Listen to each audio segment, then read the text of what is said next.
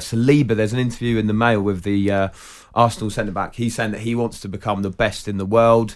He's also been talking about he loves studying Virgil van Dijk. He seems to be the player that, he looks at as like the kind of linchpin, likes his calmness, composure, long balls. But we were thinking about it in the office just before this. I mean, when you think about Premier League centre-backs at the moment, is Saliba currently the best one in the Premier League? He's up there, but he still needs more game time. Learn that sometimes you can't stay off a player and think that your pace is going to get you out of jail. I think he's done it a couple of times in the end of the season where it was 1v1 and he sort of let the attacker sort of have too much space.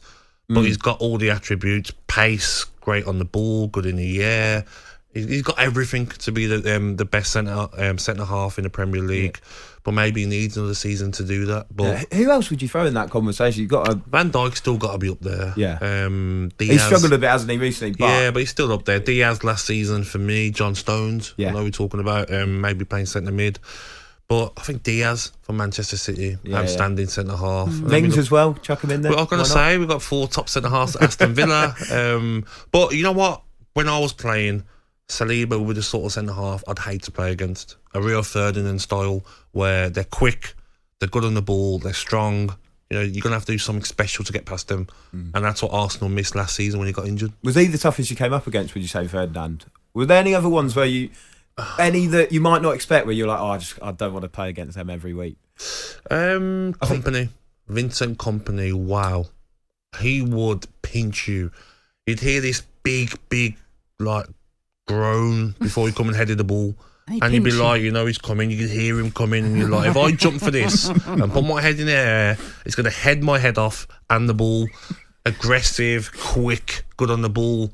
He's definitely, for me, probably top 3 centre-half. It's so funny because I've been unfortunate to be in his company. Good. I didn't mean that. I didn't actually mean that. Yeah. But anyway, and he's quite a shy, quite, understated character. Yes, he is. I mean, don't get me wrong, he's lovely, and he actually...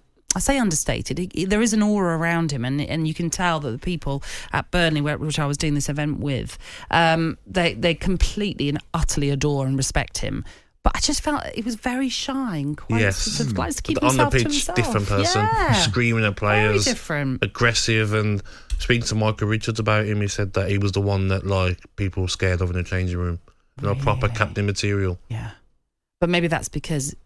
He's not maybe... I don't know. I'm just assuming just from when I've met him. talkSPORT Breakfast, waking you up Monday to Friday morning from 6 a.m.